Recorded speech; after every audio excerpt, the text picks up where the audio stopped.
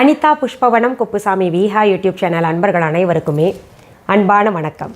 நம்முடைய யூடியூப் சேனலில் தொடர்ந்து பல பதிவுகளை பார்த்துக்கிட்டு வரோம். இன்றைக்கு இந்த பதிவில் ஸ்ரீ ஷீரடி சாய்பாபாவின் வரலாறு மற்றும் அற்புதங்களின் அடுத்த பகுதியை பார்க்க போகிறோம்.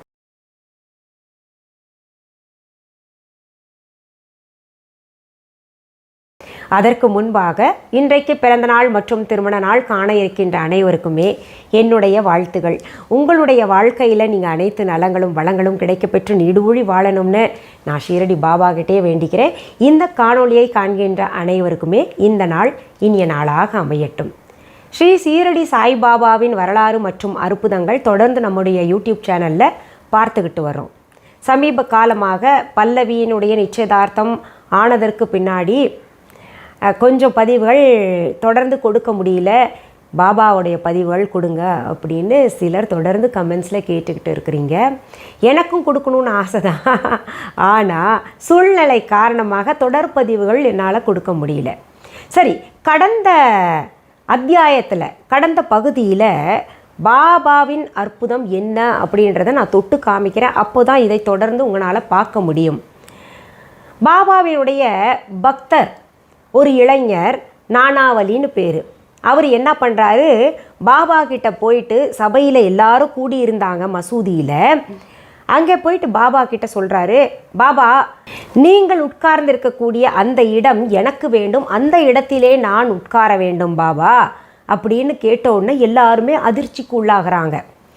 பாபா சாட்சாத் சிவனுடைய அவதாரம், ராமபிரானுடைய அவதாரம் அப்படின்னு பக்தர்கள் நம்பினார்கள். அது உண்மையும் கூட. அப்படி இருக்கும் பொழுது கடவுள் அமர்ந்திருக்கின்ற அந்த இடத்திலே தான் அமர வேண்டும் என்று ஒரு பக்தன் சொல்கின்றானே, எப்படி அவன் கேட்கலாம் அப்படின்னு அவங்களுக்குள்ளேயே பேசிக்கிறாங்க. என்ன துணிச்சல் இருந்தால் போய் நம்ம எல்லாம் காத்து ரட்சித்து கொண்டிருக்கக்கூடிய இந்த பாபாவினுடைய இருக்கையை கேட்பான் இந்த இளைஞன். ரொம்பவே துணிச்சல் தான், இப்படியெல்லாம் கேட்குறது தப்பு, இதனால் பாபாவுக்கு இப்போ கோபம் வரும் அப்படின்னு எல்லாருமே அங்கே கூடியிருந்தவர்கள் பேசிக்கொண்டு பாபாவின் முகத்தை ஆர்வத்தோடு பார்க்குறாங்க. அடுத்தது என்ன நடக்க போகுதுன்னு தெரிஞ்சுக்க விரும்புகிறாங்க. பாபா உக்கரத்தோட என்ன செய்ய போகிறாரோ, கோபத்தில் இந்த இளைஞனுக்கு என்ன ஆக போகுதோ அப்படின்னு எல்லாரும் பதபதைக்கிறாங்க. காரணம், பாபாவுக்கு இயற்கையிலேயே கொஞ்சம் கோபம் அதிகமாக வரும். அது காரண காரியத்தோடு தான் பாபா கோபத்தை வெளிப்பட்டிருக்கின்றார். அப்போது இதுக்கும் கோபம் வரும் அப்படின்னு நினச்சிக்கிட்டு எல்லாரும் பாபாவுடைய முகத்தை பார்க்குறாங்க. பாபா என்ன பண்ணுறாரு, அந்த இளைஞன் நானாவலியை ஒரு கனிவோடு பார்க்கிறார். ஒரு தகப்பன் ஒரு குழந்தையை, தனையனை எப்படி பார்ப்பாரோ அதுபோல அந்த நானாவலியை ரொம்ப கனிவோடு பார்த்து நகைக்கிறார், புன்னகை செய்கிறார்.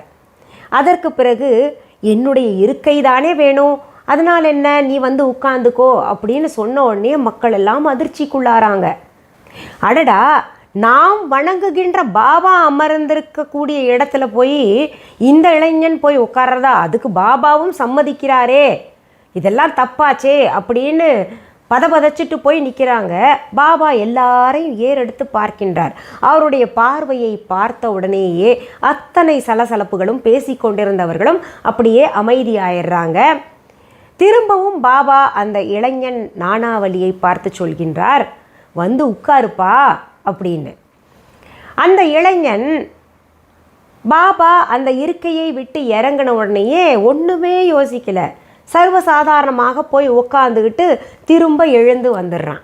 அவனுக்கு ஒரு ஆசை, பாபாவுடைய இருக்கையில் உட்காரணுன்னு அவன் நினச்சிருப்பான். அந்த புனிதமான மகான் அங்கே உட்கார்ந்துருக்கக்கூடிய இடத்துல நம்மளும் உட்கார்ந்தோன்னா கொஞ்சமாவது நமக்கு அவருடைய அனுகிரகம் கிடைக்கும், ஆசிகள் கிடைக்கும் அப்படின்னு. பொதுவாகவே நம்ம நல்லவங்க கூட சேர்ந்தால் நல்லவர்களுடைய நல்ல விஷயங்கள் நமக்கு வரும் அப்படின்னு நம்ம நினைப்போம் இல்லையா? அதுபோல் அந்த இளைஞன் நினைத்திருக்கலாம், இல்லை அறியாமை காரணமாக கூட பாபா கிட்ட இப்படி கேட்டிருந்திருக்கலாம். எது எப்படியாக இருந்தாலும் பாபா அவனை புன்முறுவலுடன் உட்கார வைத்து அவன் எழுந்த உடனேயே திரும்ப போய் அந்த இடத்துல உட்காந்துக்கிறாரு.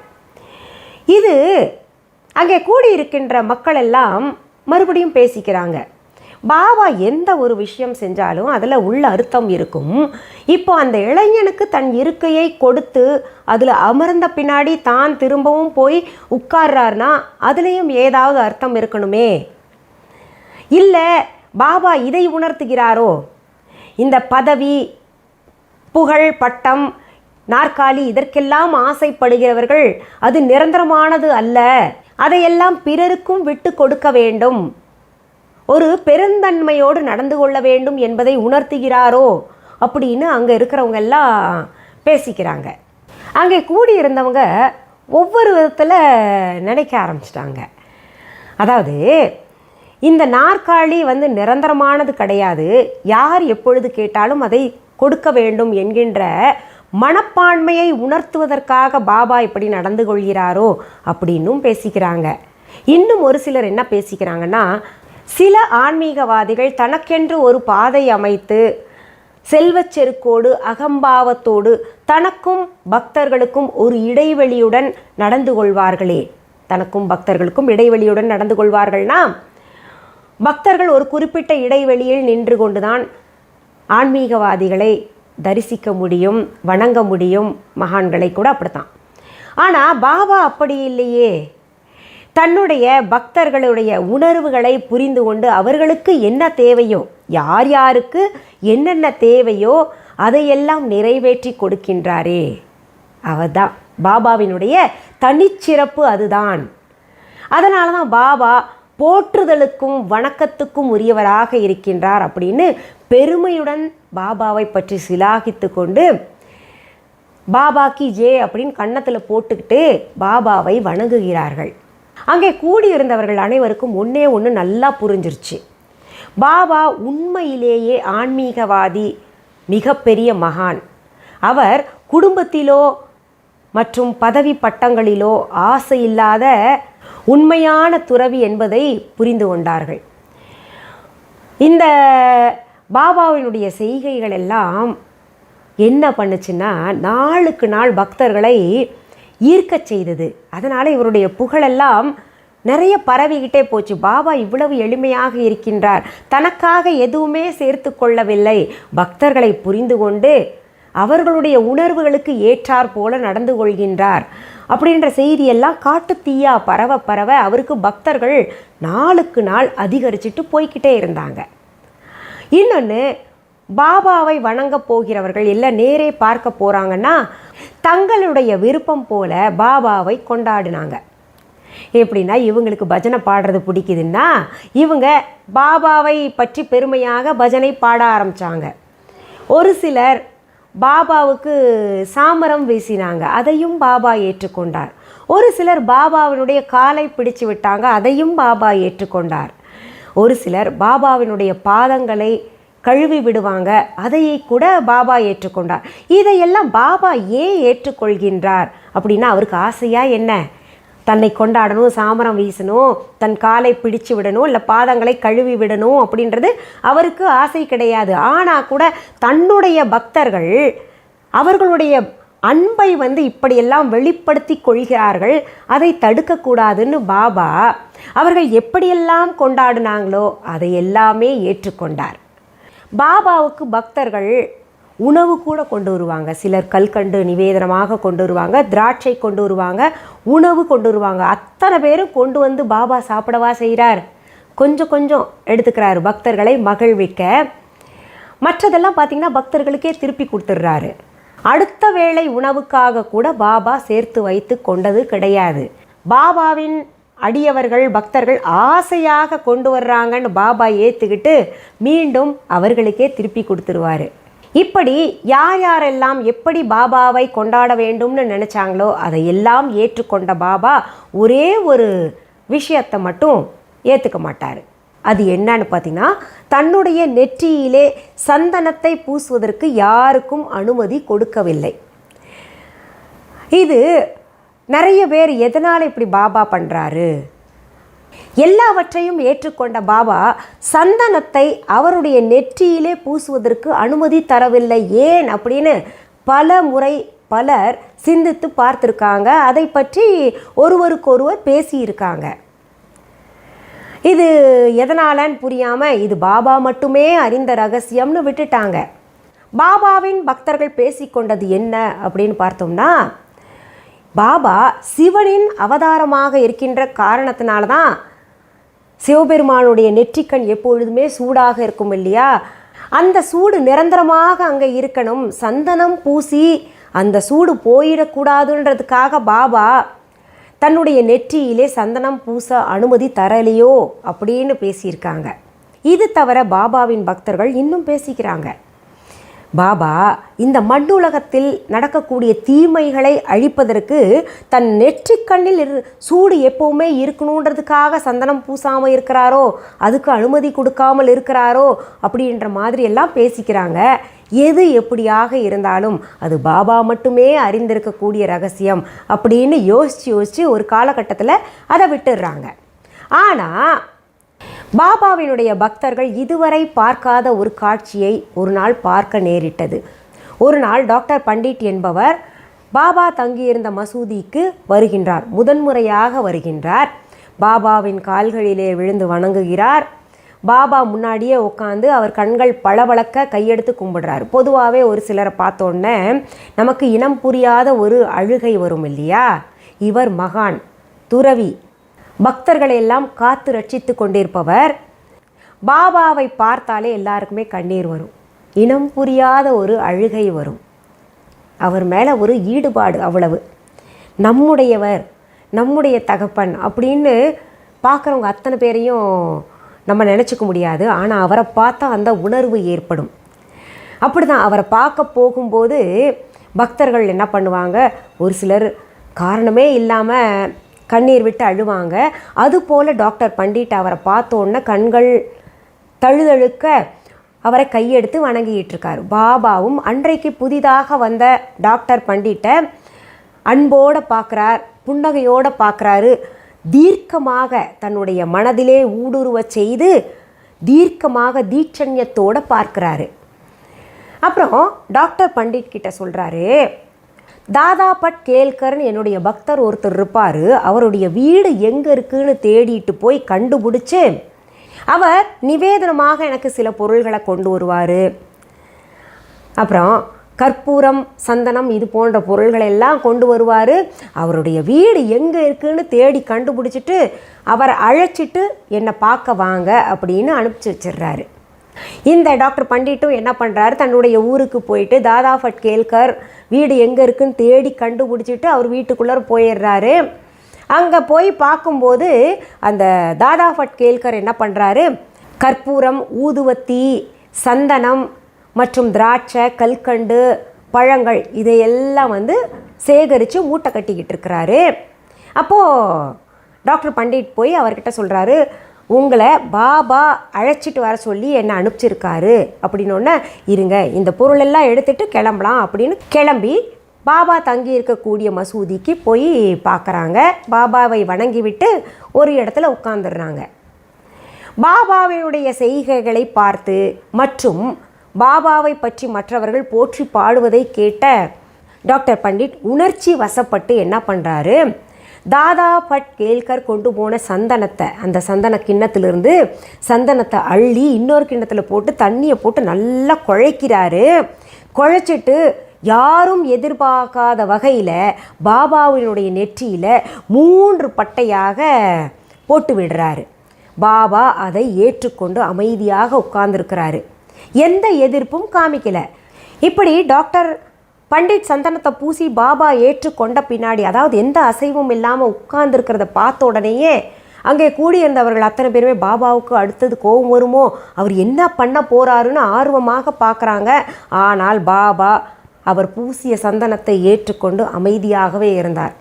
அப்போது பாபாவுக்கு தினசரி பணிவிடைகள் செஞ்சு கொண்டிருந்த பாபாவினுடைய தீவிர பக்தர், மிகவும் நெருக்கமான மகள் சபாபதிக்கு ஒரு கேள்வி மனசில் தோன்றுச்சு. பாபாவுக்கு நம்ம தினசரி பணிவிடை செய்கிறோம், அனைத்தையும் ஏற்றுக்கொள்கின்ற பாபா ஒரு நாள் கூட நெற்றியில் சந்தனம் பூச அனுமதித்ததே கிடையாது. சந்தனத்தை குழைத்து தினமுமே கழுத்தில் பூசுவ பணிவிடைகளில் அதை மட்டுமே பாபா ஏற்றுக்கொண்டிருக்கின்றார். இதை ஏற்றுக்கொள்ளவில்லையே என்கிட்ட. ஆனால் டாக்டர் பண்டிட் பூசும்போது அமைதியாக உட்கார்ந்துருக்கிறாரு. அவர் பூசினதை ஏற்றுக்கொண்டாரே, இது எதனால் இருக்கும் அப்படின்னு யோசிச்சுக்கிட்டு விடிய விடிய தூங்காமல் அதையே தனக்குள்ள கேள்விகளாக கேட்டுக்கிட்டு இருக்கிறாரு. அடுத்த நாள் சபை கூடிய உடனேயே பாபா மசூதியில் உட்கார்ந்துருக்காரு.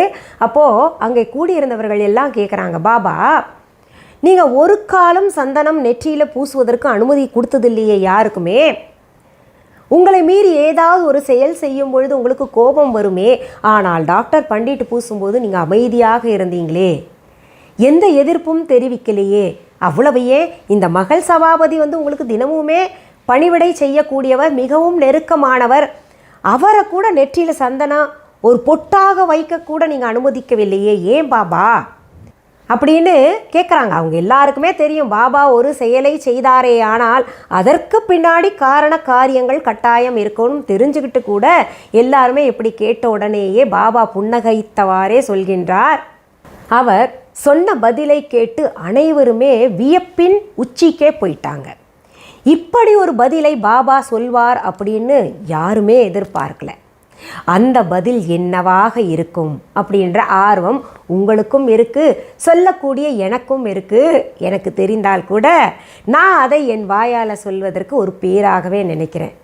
பாபாவை பற்றிய பெருமை மற்றும் அற்புதங்கள் வரலாறெல்லாம் சொல்வதற்கு நான் பெரும்பேறு அடைந்ததாக நினைக்கிறேன். அந்த பதில், பாபா சொன்ன பதில் என்னவாக இருக்கும்னு அடுத்த பதிவில் பார்க்கலாம். அது வரைக்கும் பொறுமையாக நீங்கள் காத்துருங்க. சரி, இந்த பதிவை உங்களுடைய ஃப்ரெண்ட்ஸ் ரிலேட்டிவ்ஸ்க்கெல்லாம் ஷேர் பண்ணுங்கள். இந்த பதிவை முடிக்கிறதுக்கு முன்னாடி நம்ம விஹா ஆன்லைன் பற்றி சொல்கிறேன். விஹா ஆன்லைன் என்பது எங்களுடைய ஆன்லைன் ஷாப். இது வரைக்கும் யாராவது விஹா ஆன்லைன் ஷாப்பிங் ஆப் டவுன்லோட் பண்ணலைன்னா உடனே ப்ளே ஸ்டோர், ஆப் ஸ்டோர் போயிட்டு விஹா ஆன்லைன் அப்படின்னு தம்ப்நெயிலில் கொடுக்கப்பட்ட ஸ்பெல்லிங்கை பார்த்துட்டு டெக்ஸ்ட் பண்ணிவிட்டு டவுன்லோட் பண்ணி வச்சுக்கோங்க. அதில் மிஸ்ஸஸ் அனிதா குப்புசாமிஸ் அப்படின்னு இருக்கும். அதுதான் நம்முடைய விஹா ஆன்லைன் ஷாப்பிங் ஆப். இது தவிர பார்த்திங்கன்னா viha.online என்கின்ற இ-காமர்ஸ் வெப்சைட்டும் வச்சுருக்கோம். தினமும் புதிய புதிய பொருள்களை, தரமான பொருள்களை நாங்கள் அப்லோடு செஞ்சுக்கிட்டு தான் இருக்கிறோம். உங்களுக்கு சுலபமாக்கிறதுக்கு இந்த டிஸ்கிரிப்ஷன் பாக்ஸை ஓப்பன் பண்ணி பாருங்கள். அங்கே விஹா ஆன்லைன் ஷாப்பிங் ஆப்க்கான லிங்க்ஸ் கொடுத்துருப்போம். அதையும் நீங்கள் தொட்டு டவுன்லோட் பண்ணிக்கலாம். சரி, பொருள்களை நேரில் பார்த்து வாங்கணும்னா கடை இருக்கா அப்படின்னு கேட்டிங்கன்னா சென்னை ராஜா அண்ணாமலைபுரத்தில் எங்களுடைய விஹா ஷாப் இருக்குது. எங்களுடைய விஹா ஷாப்க்கான கிளைகள் வேறு எங்கேயுமே கிடையாது, ஒரே ஒரு கடை தான் வச்சுருக்கோம். இதற்கான phone number, address viha.online e-commerce வெப்சைட்லேயும் விஹா ஆன்லைன் ஷாப்பிங் ஆப்லேயும் இருக்குது, பார்த்து தெரிஞ்சுக்கோங்க. அது தவிர கூகுள் மேப்ஸில் விஹா ஷாப் சென்னை ராஜா அண்ணாமலைபுரம்னு போட்டிங்கன்னா மேப் அழகாக உங்களை கைட் பண்ணி கொண்டு வந்து எங்கள் கடையிலேயே இறக்கி விட்டுரும். அடுத்து என்னுடைய பெயர், புகைப்படம், வீடியோவை பயன்படுத்திக்கிட்டு அவங்க பொருள் தான் எங்கள் கடையில் விற்றுக்கிட்டு இருக்கோம், இல்லை அவங்க கடை தாங்க அப்படின்னு சொன்னாங்கன்னா அது முற்றிலும் தவறான செய்தி. சரி, இந்த பதிவை முடிக்கிறதுக்கு முன்னாடி இன்னொன்று சொல்லிக்கிறேன். உங்களுக்கு என்ன பதிவு வேணும்னு கமெண்ட்ஸில் டெக்ஸ்ட் பண்ணுங்கள். அதை பார்த்து அதை பற்றி நான் உங்களுக்கு கருத்து தெரிவிக்கிறேன், பதிவாக கொடுக்குறேன். மீண்டும் சந்திக்கும் வரை நன்றி, வணக்கம். அன்பான வாடிக்கையாளர்களே, உங்கள் விஹா ஸ்டோரில் பூஜை பொருட்கள், சிலைகள், ராசிக்கற்கள், வாஸ்து பொருட்கள், விதைகள், பாரம்பரிய அரிசி வகைகள், சிறுதானியங்கள், ஆர்கானிக் பொருட்கள், மூலிகை எண்ணெய், மளிகை பொருட்கள், மரச்செக்கு எண்ணெய், மரப்பொருட்கள், வெள்ளி ஆபரணங்கள், கிஃப்ட் ஆர்டிகல்ஸ், காட்டன் மற்றும் பட்டு புடவைகள், காட்டன் சுடிதார்கள், பட்டு பாவாடை, குழந்தைகளுக்கான விளையாட்டு பொருட்கள், ஹை குவாலிட்டி இமிடேஷன் நகைகள், வீட்டு உபயோக பொருட்கள், ஜூட் பேக்ஸ், ஹேண்ட்மேட் சோப்ஸ், அழகு சாதன பொருட்கள், சிறுதானிய பிஸ்கெட்டுகள், ஹோம் அப்ளையன்சஸ், இன்னும் பற்பல பொருட்கள் விற்பனைக்குள்ளது.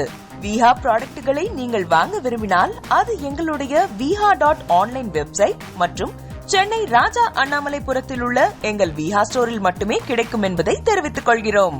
வேறு எந்த ஆன்லைன் வெப்சைட்களிலும் விஹா ப்ராடக்ட்கள் விற்பனைக்கு கிடையாது என்பதை நீங்கள் கவனத்தில் கொள்ள வேண்டும். எங்கள் விஹா ஸ்டோரின் விலாசத்தை கண்டறிய கூகுள் மேப்ஸில் விஹா ஸ்டோர் என்று டைப் செய்தால் வழியை கண்டறியலாம். www.viha.online வெப்சைட்டிலும் விஹா ஸ்டோரின் அட்ரஸ் உள்ளது.